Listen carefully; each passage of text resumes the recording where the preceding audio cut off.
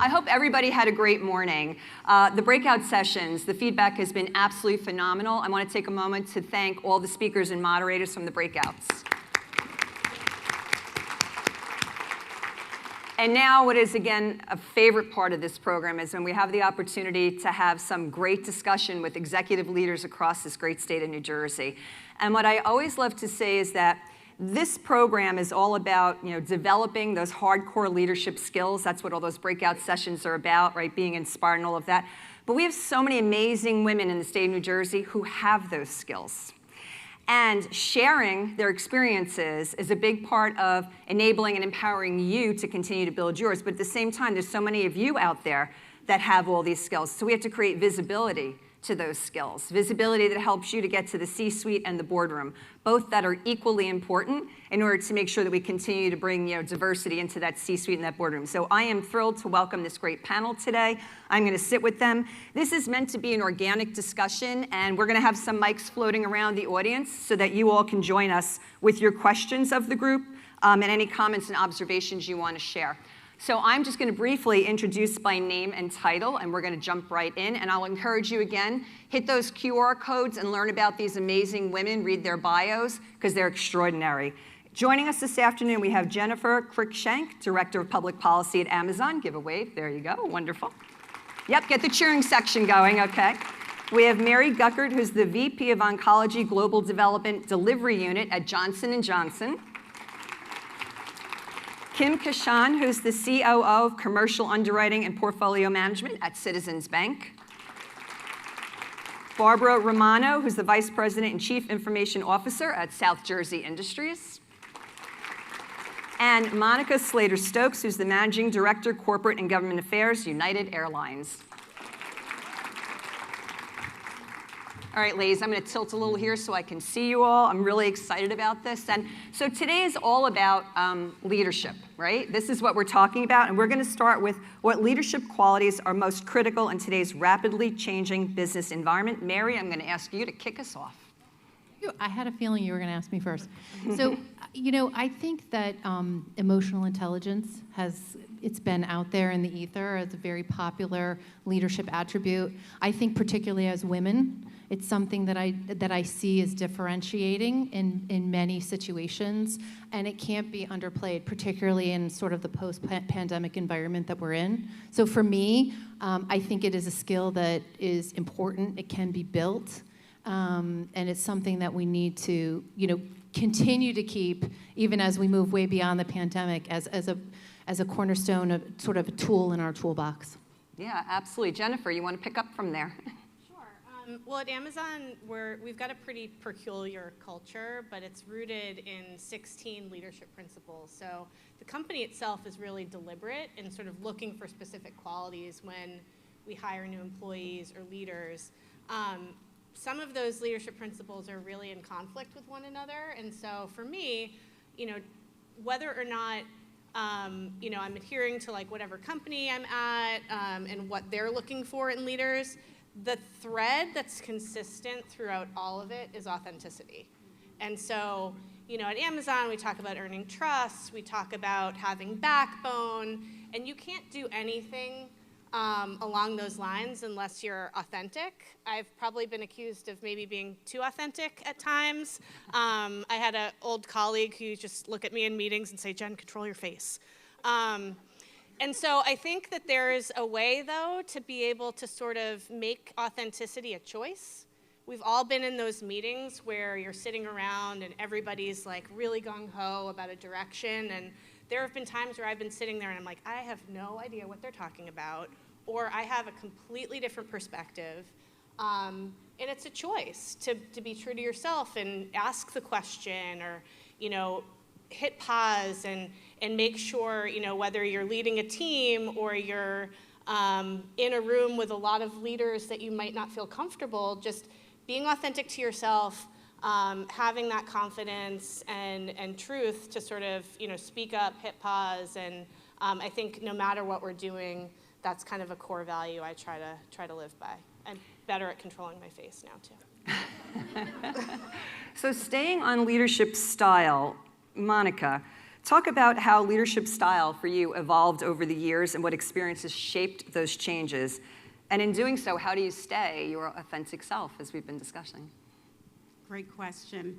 So, I have so many stories because this is definitely an evolution, and I'm continuing to grow in it. I'm not ashamed of saying that.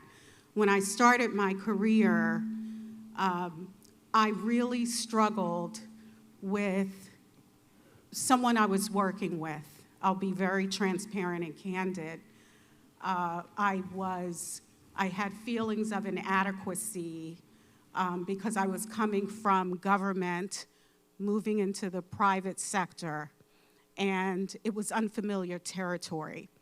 And this particular person had a different way of functioning and was abrasive, and in my feeling a little bit inadequate and not in control, I took that into my spirit. I allowed that to make me nervous and obsessive about knowing everything and being perfect. And so there was this period of perfectionism. And I still struggle with that a little bit, but then it was outrageous. Type A, perfectionist, trying to get everything right, bringing home stacks of paper to understand the airline industry, reading, staying up late, obsessing about every conference call. I don't know when it shifted, when my feelings shifted, but I became clearer that I know what I know. I became more confident, and I became more assertive. People now would think you had trouble being assertive, but I really struggled with finding my voice in this new space. And so part of the evolution has been that, finding the voice, being clear that you know what you know, and being confident in that. And the other piece is, rather than chasing my tail, chasing and fighting to climb up a ladder, because there was a lot of that too, and ambition is a good thing, but I've discovered servant leadership, and I am a firm believer in that. And it does not mean that you place yourself, you're subservient. It's anything but. It means that you are knowledgeable, you are willing to help others along, you are willing to listen, you are willing to advise, you are willing to be there when people need it. You don't have to be all things to all people, but you can be helpful. And that really creates an environment where you become the go-to. Here's the I'm not going to say selfish side. Here's the part that matters to you and your trajectory. You become the go-to. People rely on you for thought leadership. They rely on you for truth, for good advice, and for lending a helping hand. And that's what really allowed me to soar in recent years, quite frankly. Thank you. Kim, give us some examples of your evolving leadership and how some situations throughout your trajectory impacted that. Yeah, I'll share what she said. I just couldn't agree more with all of those points. So one of the pivotal moments for me in my career where I really did find my voice and started to realize why I'm in these rooms and why I belong in the rooms that I'm in is because I'm a contributor. So I try not to think about myself in terms of my gender, but just someone in the room that's meant to be there to contribute to the end goal of the organization. So one of the pieces that really hit home for me was when I was in a scenario where I disagreed with a point that was being made in the room, or I was open enough to debate a point, and it was this realization that my boss appreciates when I don't agree. People don't want you in the room to just yes them to death, right? And we've all been in that scenario where we feel, we've got to agree with that point. We're all shaking our heads and nodding. But really what was pivotal for me in my career and finding my voice was having that acknowledgement that people want me there because I'm a thought leader. I can bring a different point into the room, and I'm respected for that. Absolutely. I couldn't agree with you more about the importance of the voice in the room. And if you're fortunate enough to have a seat at the table, you have to use the voice and not be shy, right? Mary, I want to circle back to emotional intelligence because I think that that's an area that we want to spend a little bit more time on. Do you have a question related to So you know what? I apologize. Yes, because you already told us about emotional intelligence, right? But no, yes, the role it plays in leadership, right? And then I'm going to pivot back because actually I'm going to take it back now to, we haven't heard from Barbara yet. And Barbara, when we are talking about this evolving leadership style, how do we now ensure that we're sharing our leadership style with the next generation, future leaders? What role does mentorship and sponsorship play in bringing up the next generation? Well, I'm glad you asked me about mentorship because that's something that I'm really, really passionate about. And I think that, you know, some of the things that Monica said really resonated with me. It's like, it's hard to remember at what point in my career that I stopped climbing the ladder and just like enjoyed where I was and realized that it's, okay, I'm here, people are watching me, and it's really up to me to continue to bring along, I mean, not just women in the organization, but everyone that is coming, you know, young leaders in the organization. I think mentorship plays such a key role because I do a lot of work with my university, and I find that I learn as much from the students that I mentor as I do from, you know, that I hope they learn from me, right? So to me, mentorship is not about, you know, someone older than you, someone more mature than you. It's just they have a different skill set, right? They have a different skill set, and you go to them for their expertise. So I think mentorship is really important. Yeah. Absolutely. And Mary, I'll jump back to you now because I know this is an important area for you as well. Mm-hmm. Yeah. So, I mean, I think, you know, when I started out my career, I was sort of the taker of the mentorship, right? Going around and really observing people who I thought were doing things in a way that I could respect, that I wanted to emulate, and I really wanted to understand how they developed those skills or those muscles and how they became them. And so, you know, I developed this habit of just, you know, asking people for 30 minutes of their time. If they could, you know, whether it be, tell me how you became you. That's what I would love to hear. Or, I saw you in this meeting and you really handled a difficult conversation really well. Or to your point, around debating, you know, you really were courageous. You know, where did you find that? And it isn't necessarily always women that I would ask, but 30 minutes, just everybody, I find that most people don't mind talking about themselves. It's the rare bird who isn't interested in giving up 30 minutes of their time. And, you know, it really helped me collect data, right, in terms of what kind of leader I wanted to be, how I wanted to approach different situations. And sometimes it you know, it just reaffirmed that, you know, maybe what they were doing actually isn't going to work for me, but I found another way to approach a situation. I would say now, fast forward, you know, a couple of decades into my career, I am, you know, now on the giving end of mentorship more often than not, although I still have many mentors for different things, and that's something I would really recommend is you don't ever have just one mentor. Have as many mentors as you need for different things that you're trying to figure out. And really now kind of giving that, and I loved what you said about climbing. Sort of now I'm good with where I'm at, and I'm really now it's about bringing other people, and particularly other women who I see who are super talented and they don't even know it. So how can I help them? And so, you know, one thing that we've started is women's mentoring circles. So people like myself really just sharing experiences through a variety of topics, whether it be feedback, burnout, difficult conversations. And I find that I am getting mentored sometimes in those sessions by the mentees with their experiences and their perspectives, really impactful.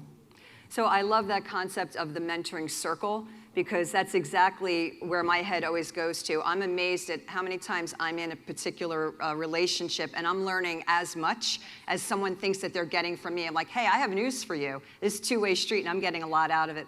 Jennifer, Amazon, large company. What does mentoring and sponsorship look like, and the role that you've played?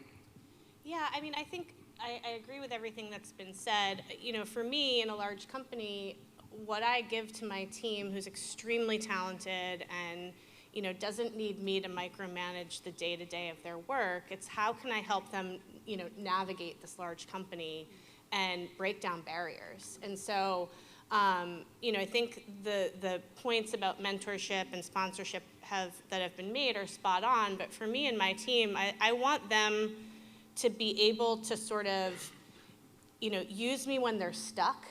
And so I think that changes sort of the dynamic of the relationship on our team too, because, you know, it also changes my role. You know, so it's not that I'm doing sort of the day-to-day public policy work that I was maybe doing 5-10 years ago. The relationship with the members of my team becomes a little bit different because, you know, I'm kind of the Ghostbuster that needs to come in when something's wrong, you know, or when they need some help sort of navigating a large company like Amazon. So the one thing I try to instill, you know, not just with my team, but with other folks that have entrusted me for coming for guidance or how do I tackle this issue, is to be sort of reliable. And if I don't have the answer, to try to find it. And I think that's served me well in my career. I did want to jump back too on the point of climbing. Like, I also think, you know, our lives aren't linear, right? Like, I'm kind of done climbing at the moment because I've got a sick mom and teenagers and a 5-year-old, but like, I kind of want to reserve the right that I might want to climb again in like 5 years, you know? So I think that there's a lot to be said for sort of, you know, on mentorship in particular, you know, jumping in, jumping back, not necessarily having it look the same way for every individual and every, you know, point in your career trajectory. It's going to be kind of different and individualized for everybody. So as we carry that forward, let's talk about leading that next generation through maybe times of uncertainty, right? And how do we bring leadership to that, Monica, in order to help to inform and influence people through what might be a little bit more of a challenging situation? Sure. If you would bear with me, I do want to talk sponsorship just really, really quickly. Absolutely. Because I think that's so important. There is a difference between mentorship and sponsorship. And sponsors are those people who are pounding the table and talking about you and all of your talent when you're not in the room.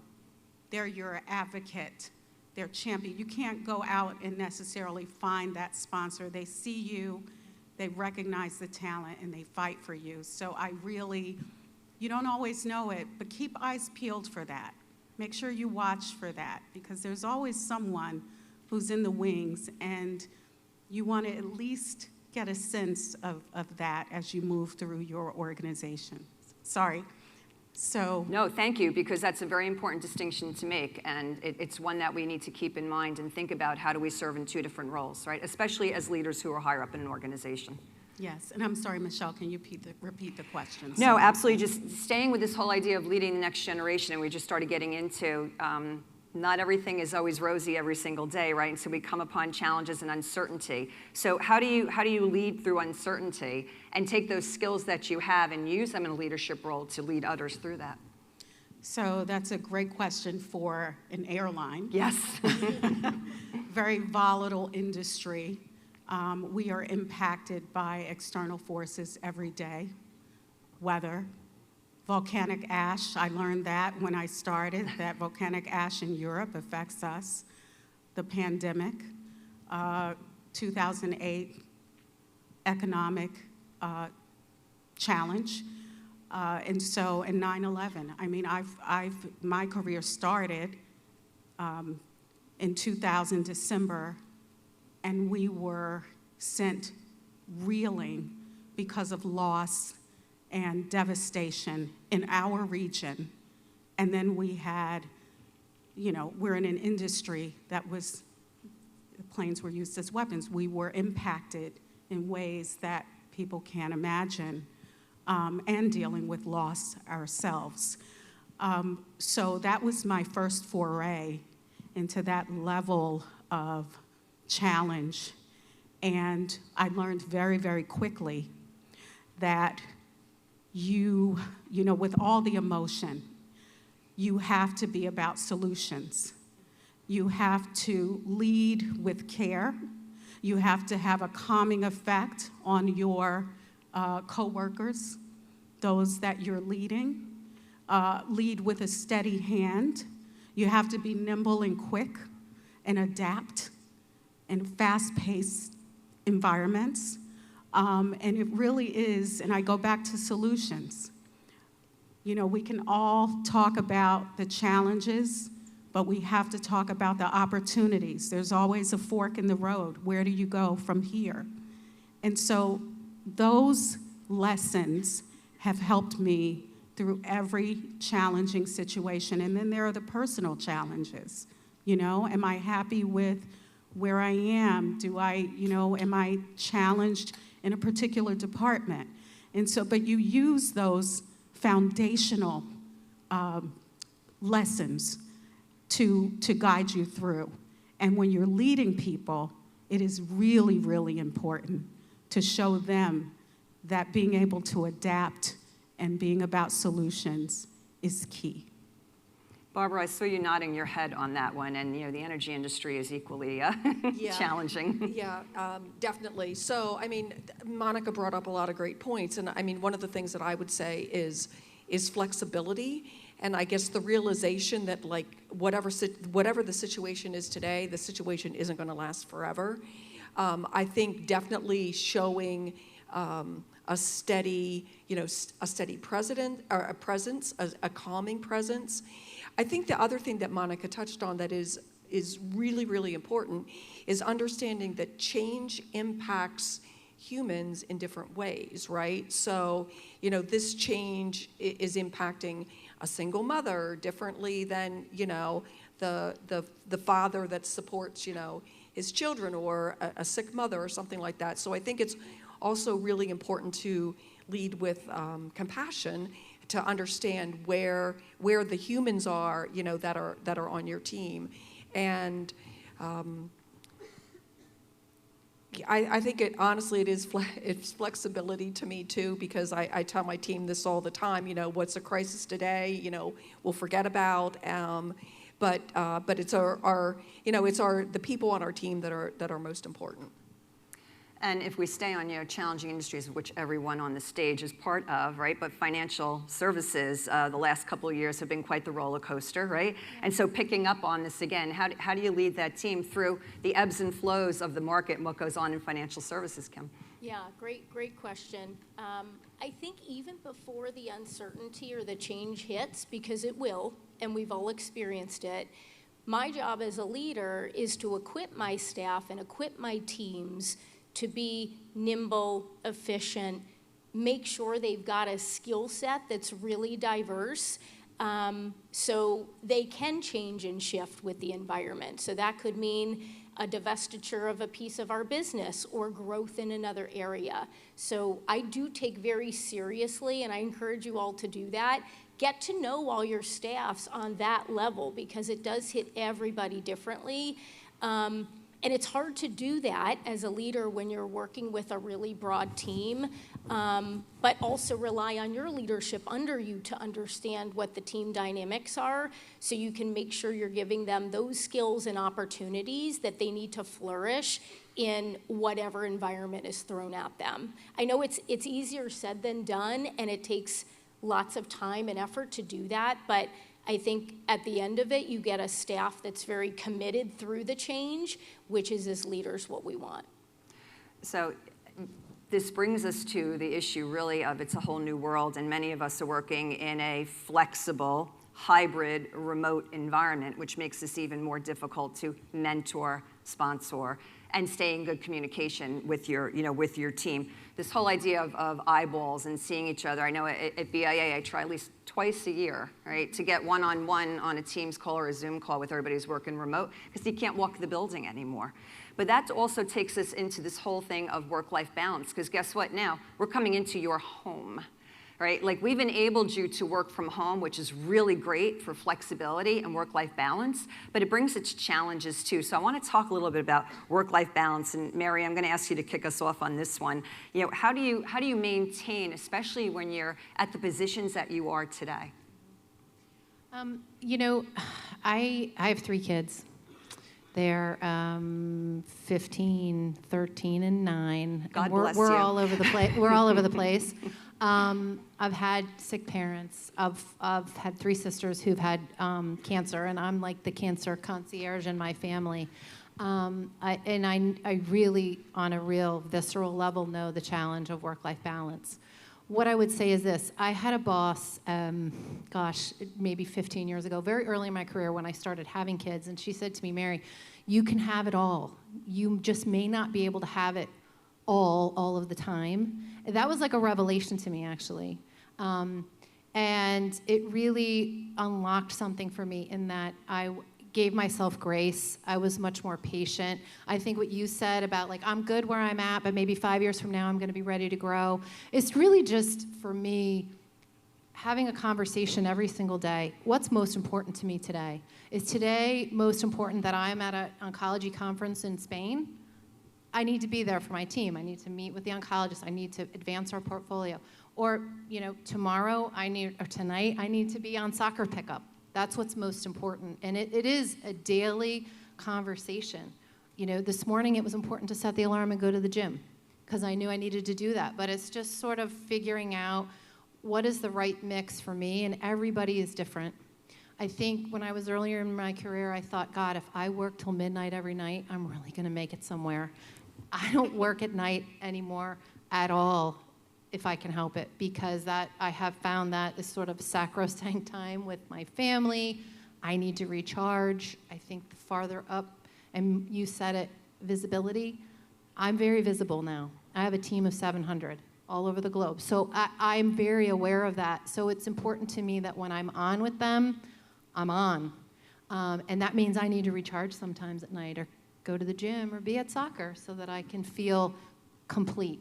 Yeah, recharge is so important, so important. Jennifer? Yeah, I think we're probably in a similar place in our life. I've got 4 kids and, going through it. And I think the other thing that's so important about that too, though, Mary, is like, that's the example I want to set for my team. Like, it's okay to do school pickup. It's okay to prioritize your personal life. And if I'm not doing it, it doesn't give them the flexibility or the empowerment to do it for themselves. And that's who I need to show up. That's, the folks that are fully recharged and not having their mind on the soccer field or with their, elderly parents or whatever issue is going on. So we try to, always have, two-way dialogue. I'm pretty clear about setting boundaries and being transparent with my team. Like, hey, dinner time, I travel a ton.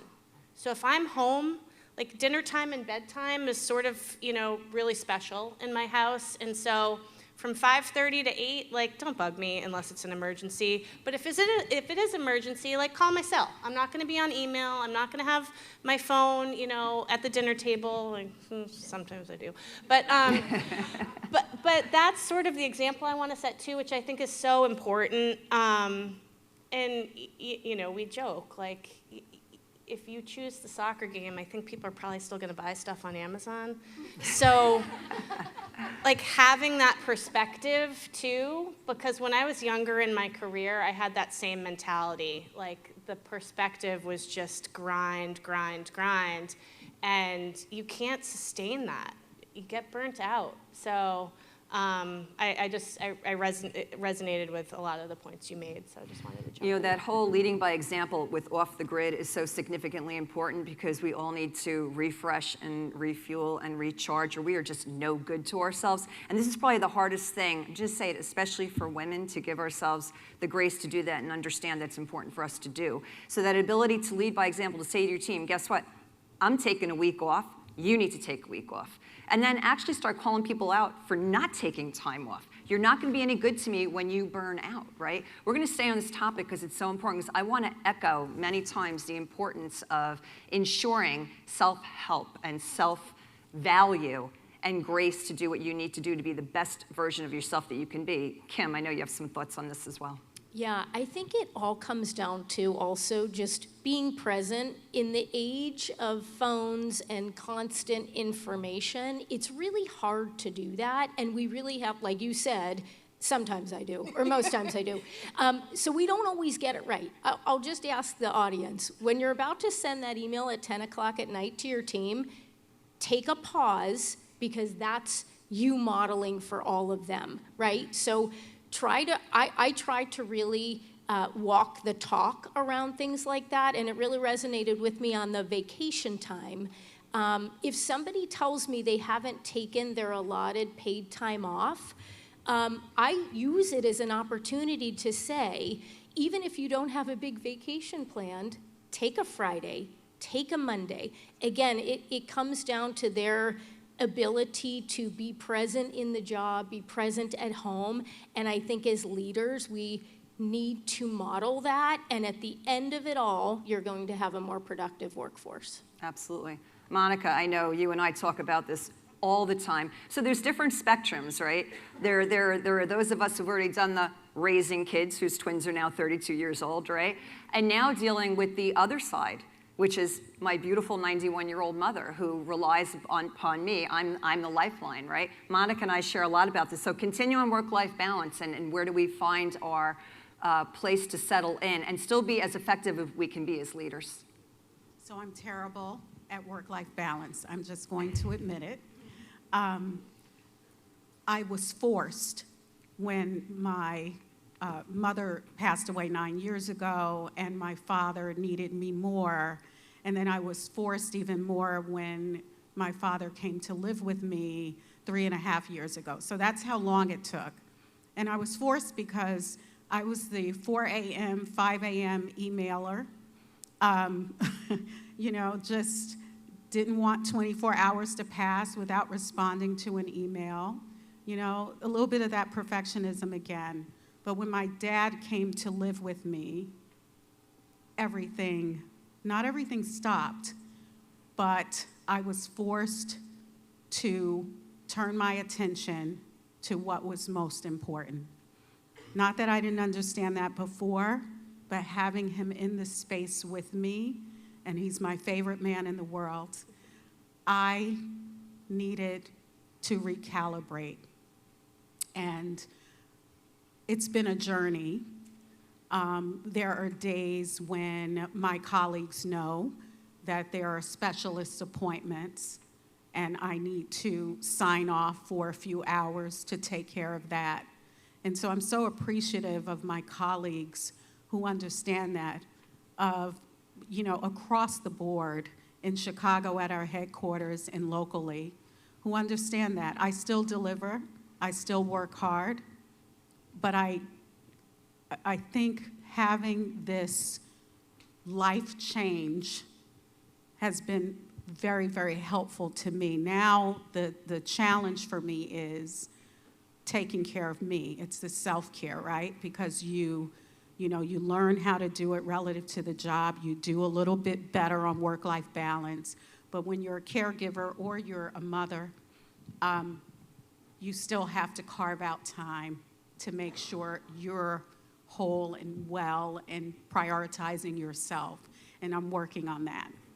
Well, we're all working on it, right? And Barbara, let's give us another exclamation point just in this area. Share some thoughts on how the work-life balance works for you. So I have some of my team is in the audience today, and they will, so this was my experience. I'm well, I'm not a newlywed anymore, but I've been married about 8 years. But we took a lovely trip for our honeymoon, and we were in Argentina.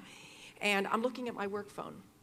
And my husband, my new husband, said, "What are you doing?" And I said, you're right. I'm out of my mind. And so what I realized at that point was that when I'm sitting in the office, I'm not supposed to be thinking about the Rose Garden in Argentina, right? And so it's not fair for work to rob me of that experience. And I think that was just that one moment, which I can still picture it in my head, and that wasn't all that long ago, right? But it was this realization that we do need to fill our own cups, right? We do need to take that time. And if my team and I, we call each other out. What are you doing on the phone? You need to hang up now, take the kids to the beach. We have that, we have that, amongst ourselves. But I think that, my children are adults, so I'm at a different place, but I will tell you that my children still remind me, oh, yeah, that Saturday morning when you took me to the field hockey tournament, remember how you were on the phone all day long? Yeah. So my children, my daughter who's 30, still remembers that moment. So, of course, she forgets all the times, that I did all the wonderful stuff. She just remembers. Yeah, she just remembers that. But, I will echo what everyone else said. You have to take care of yourself. And it is hard. It is hard as a young mother caring for aging parents. My mother's 91 also. I'm spending a lot of time with her. But it is, you cannot help others. You cannot give your best at work unless you've taken care of yourself, no matter what that looks like for you. So we've spent years on the journey of our careers, and we've landed where we've landed, and oftentimes the buck stops at your table. It stops at our table, and we have to make some difficult decisions sometimes. How do we stare down these tough decisions, especially when they impact our employees and our stakeholders? And Mary, I'll ask you to tee us up on this one. We've just gone through, my team just went through a big reorganization. And the uncertainty of that, I think, was really hard, but some tough decisions had to be made. And, I think it all comes back to authenticity. And, what I said to my team and what I still say to them today is, I'll tell you everything I can tell you. If there are things that I cannot tell you, I won't. But just know that I'm going to be as real as I possibly can be and as truthful as I possibly can be at this moment in time. And I think that people, particularly the next generation, really value that honesty and just, again, being real about what you know, what you don't know, what you can say, what you can't say. And I think that they get it and they respect it.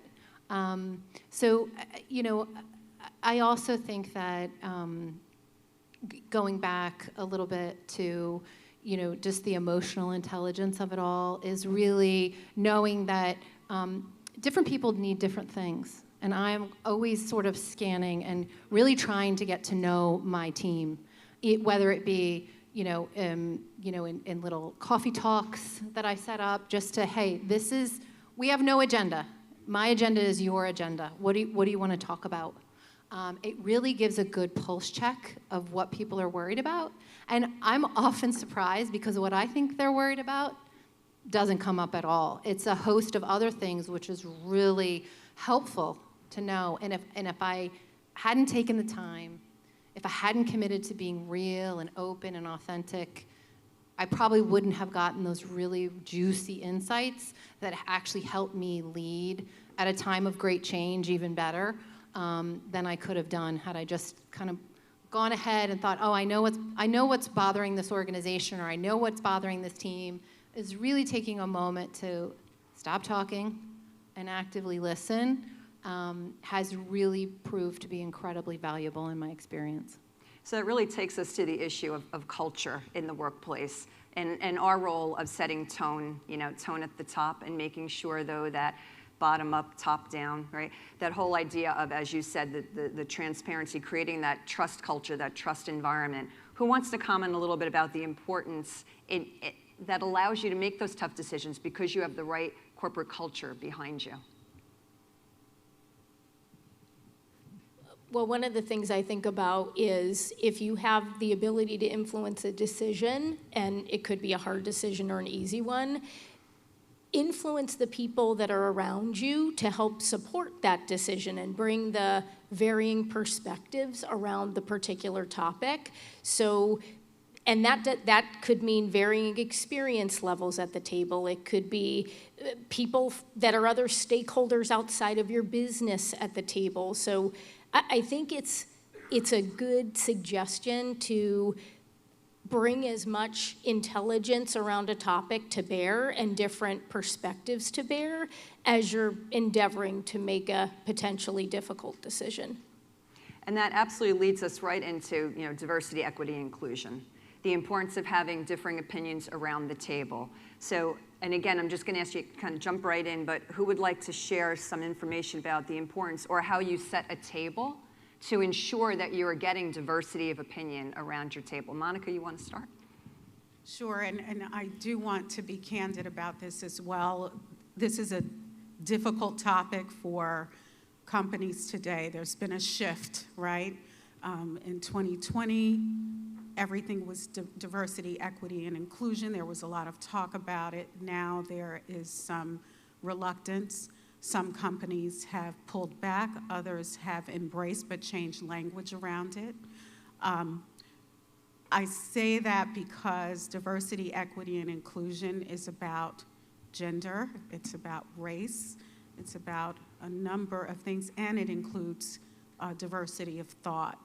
And quite frankly, diversity of thought is linked to the diversity, right?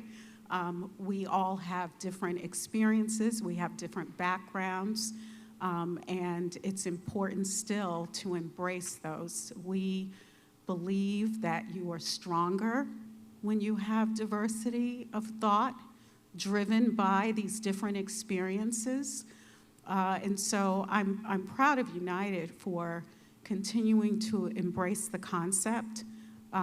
Again, different companies are using different language, but just continuing to push that because our passengers reflect that diversity, they're our customers, our employee base reflects that diversity, and that's also, we don't like to talk about this, but political diversity.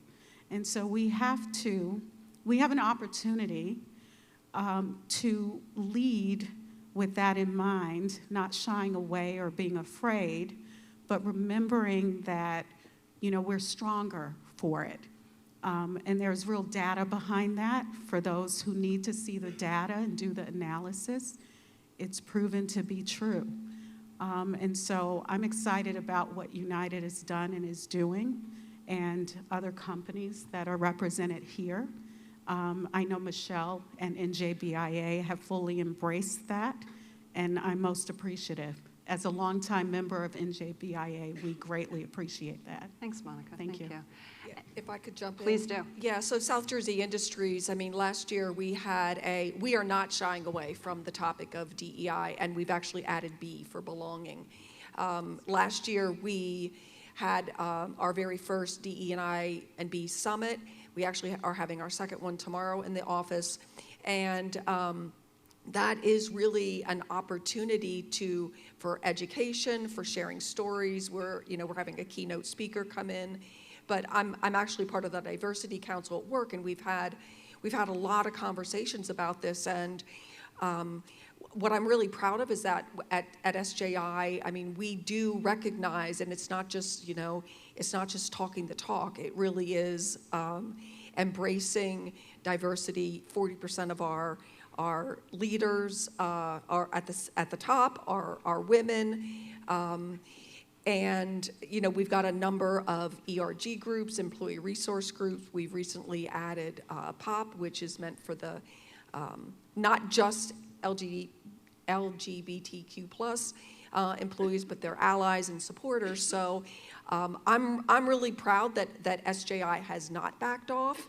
on our support of diversity. I mean, and it's not just, we do think about race, gender, whatever, but it's also generational, right? I mean, think about all of the different experiences that those of us in the room, just because of the time that, we all grew up. And yeah, I think it's really important, and I'm proud to be part of a company that is not shying away from it. Absolutely. And Kim, I know it's Credo Week at Citizens Yes. Bank, and Credo Week is all about living the culture and the values of the organization. And I know that Citizens embraces DEI, so why don't you share a couple of thoughts? Yeah, I think really the most important piece is how do you take it from the affinity groups, or we call them the business resource groups at Citizens, and actually influence how those people get to the table, right? It's that diversity of thought that hopefully we're in a position, and if you're not in a position now, you'll be in a position to be the change agent to make sure all of those diverse voices are in the room making those hard decisions. The other really important piece is all of those groups represent our clients, which you said about United, and same thing certainly with Citizens and Amazon, and we can go on down the row. But if we don't have all of those perspectives, we're not appreciating them, acknowledging them, making change because of them, how really are we serving our consumer and commercial clients best at the bank? So that's an important, I think, touch point. And when she talked about the data to support it, I think it really shines through in the products we develop for our client base, how we show up with our customer care for our client base, and we can go on and on. So how do we move it really from the affinity groups into these are the people who influence decisions and make decisions in our organizations? Mary, you spoke earlier about having parts of your team all around the world. And that brings a whole new dimension in terms of building culture and having, DEI and diversity of opinion. Honestly, it's incredible to me, what a diverse team does for you in terms of just thinking about how the patient experiences. My team, as you mentioned, we're responsible for delivering our oncology portfolio, and DEI is extremely important in terms of our clinical trials and making sure that the products that we're putting on the market, the data that's generated around them, are representative of the populations that are affected by those diseases. And in cancer, it's often disproportionate for minority groups, and our clinical trials traditionally haven't reflected those populations that are most impacted. Having the diverse perspectives of the team, but then also going out into communities and getting diverse perspectives from community groups, from advocacy groups, from physicians who don't look like me, but they may look like patients who are affected by those diseases, is incredibly important and foundational to the work that we're doing. And then, having folks with even just global perspectives of what does this mean, what does access mean to medicines in Europe? It's very different than the United States. Or what is access to medicine in Latin America? It's extremely different than even Europe, right? And so having folks sitting at the table who can speak from a level of experience that I myself don't have just makes the decision-making so much richer, more informed. And so at the end of the day, we're doing everything that we can, and really proud. J&J, we have a credo too, which you'll often hear our leaders talk about, and it's foundational to the way we work and the decision-making that we have in front of us, and as a guide. This DEI is something that is incredibly important, not just for our workforce, but also for the patients that we aim to serve. And before I toss it to the audience, get those questions ready. The mic's coming around. Jennifer, anything you want to add? Yeah, I think my job is really external facing, and so what's been really impactful is working really closely with our affinity groups to sort of bring them into those external engagements as well. So, to Kim's point, making sure that, there's a voice around the decision-making tables, but also, showing up in a way that it's not just my team because we're sort of the external affairs function, but bringing the company into those engagements as well. And so we do a lot, you know, with our affinity groups, whether it's the Black Employee Network, Ben, or Glamazon, or, you know, Moms at Amazon. They're all different types of, you know, resource groups, and we probably do so much of it. I'm actually the executive sponsor of Ben in New York, which is probably not what you were expecting, but it's because, you know, my team works so closely and we have such a good working relationship. I'm not the only one, but that was like a really great and cool honor. And I think it shows sort of not just the importance of bringing in diverse perspectives, but also, you know, showing up in an authentic way in community, because these are our employees, but they're also, you know, our neighbors and our friends, and so I you know, just because we're kind of the trained external affairs team doesn't necessarily mean there aren't really important voices within our company that represent other diverse perspectives that shouldn't be showcased as well. So. Wonderful. We should be so proud of these companies who are represented on the stage today, seriously. We're going to now open it up for some questions from the audience. So maybe thank you, bring the lights up. And I know there are some roaming mics, so don't be shy, raise your hand, and we will find you and bring your question forward. There are no shy people in this audience now, come on. You're going to miss this great opportunity to ask these women one question. Because I'll jump right back in if nobody else is going to. Oh, there we go. Thank you. Thank you, and thanks for a great conversation. Mayra Cáceres from AT&T. And on the statements about the affinity groups and BRGs, how do you ensure that your middle management supports and encourage and, you know, lift up those leaders from the employee groups? Because sometimes we see corporations that have great support at the executive level, and sometimes at the, you know, low, you know, first, second level, but in the middle, sometimes it gets lost, the message. Yeah, I will. I mean, I think that I mean, you're right. It really has been like a top down, but I think the senior leaders around our organization talk about how important it is. And to the best of my knowledge, I don't think that we've had issues with middle management really, you know, providing the time for those leaders, because actually the leaders of those groups are employee volunteers. But I think that, honestly, I don't think that we've had a lot of you know, issues with not supporting. It comes from the top down, and it's been built into part of our culture. Anyone else? I'll just add, and at Citizens, it has a lot of executive support. I'm sure we would all say the same thing. I think it gets down to it's top down, but it's also bottoms up, right? So we've got groups for young professionals, right? So I think there's also this idea that the culture is also shifted by people even below middle management, right? And so executive leadership at Citizens wants to hear from them also. So I think it definitely has to be a two-way street. I can see where sometimes it gets lost in translation, though, to your point, but I think that's where folks in this room have to model that for people on their team and even maybe their divisional leaders by being a part of that. When you go into your team meeting, talk about the next event that's upcoming. I think we can all do our part about shining a light and marketing and advocating, and we shouldn't solely rely on the executive level to do that. We've all got a responsibility around it. I was just going to add, too, I mean, people in the middle are stretched, you know, and sometimes, you know, if you're not hearing, you know, about the importance of, you know, volunteering your time, quite frankly, for some of these organizations and how that's also driving the business forward, it's easy for somebody to say, like, oh, that's a nice to do, but I'm going to focus on this project that I actually need to deliver. And so I think prioritization is also key.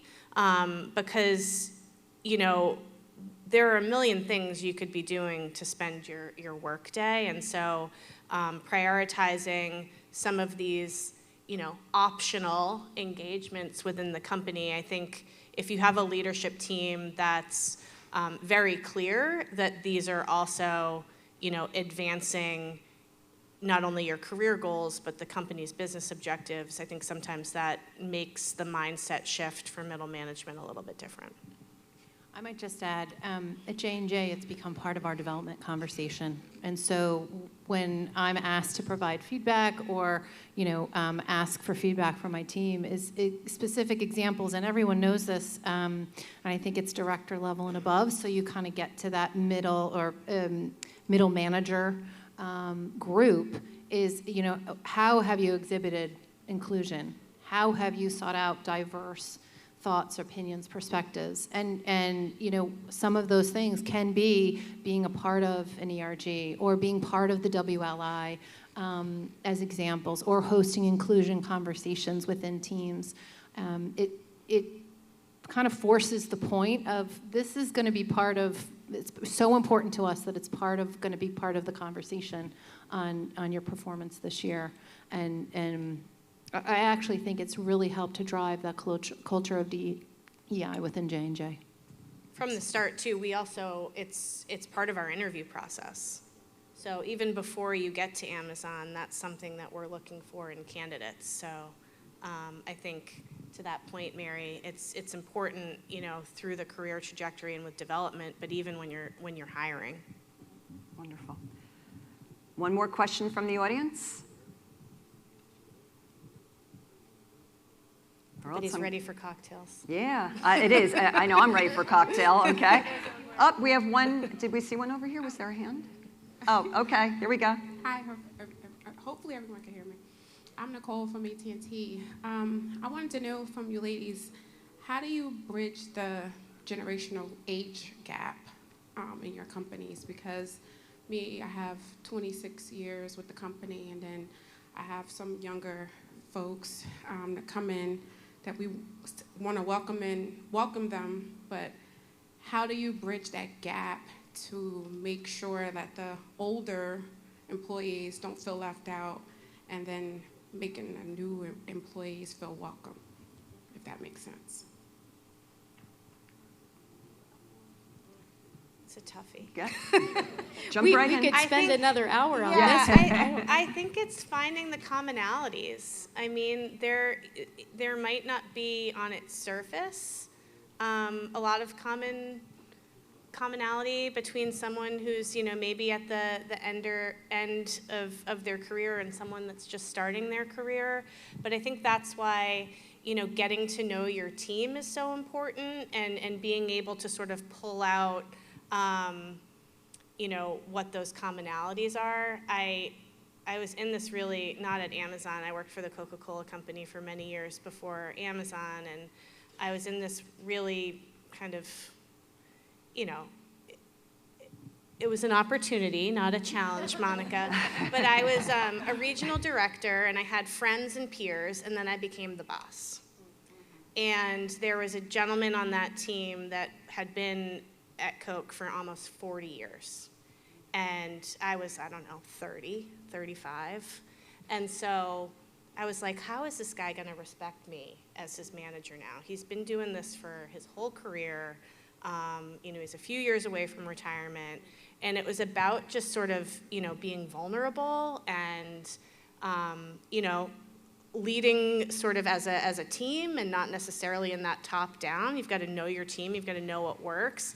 And there were other folks that were kind of on the beginning end of their career.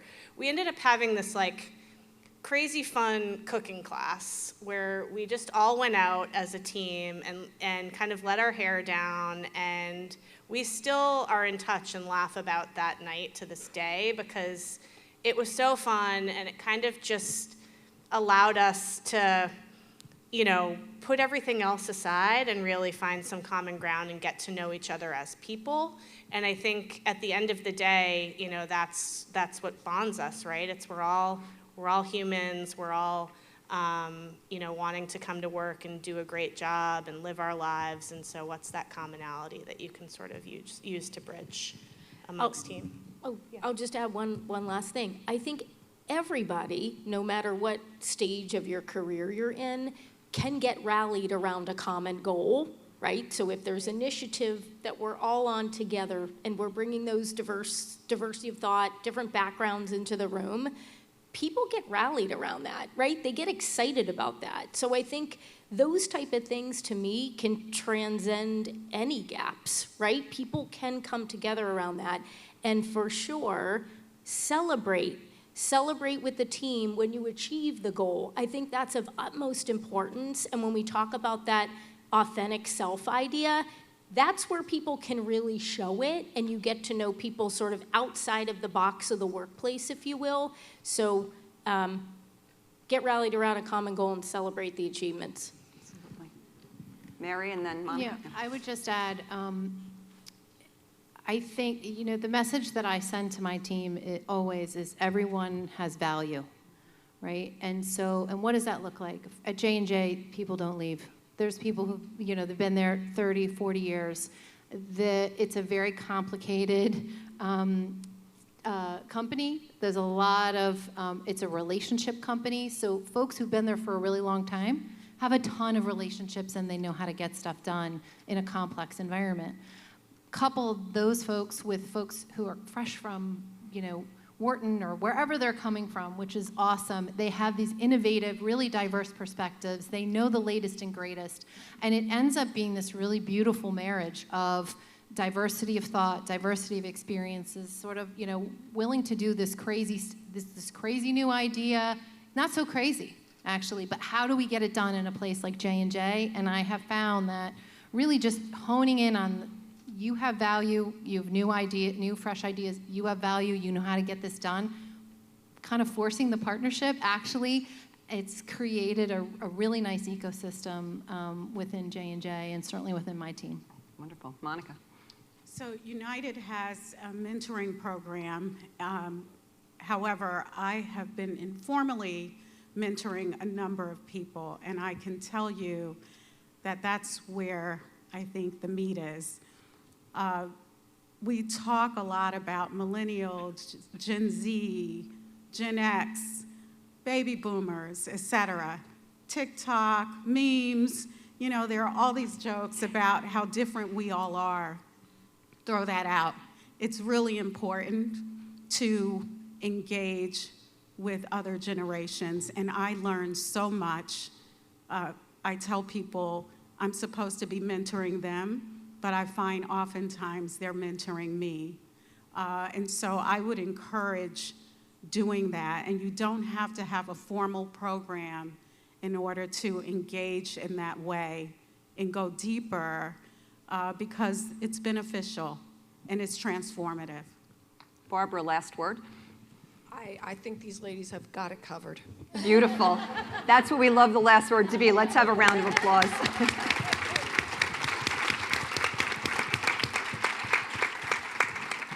So I do mean when I say, the pride that we have at the companies that are represented by these fabulous women on the stage today and the leadership we have in this great state of New Jersey. This is what makes my job so wonderful, because when we stand up each and every day to advocate on behalf of the business community, these are the type of leaders that we're advocating for, who lead the type of companies, who build the great communities that make our great state. Ladies, thank you so much for what you do each and every day. One more round of applause.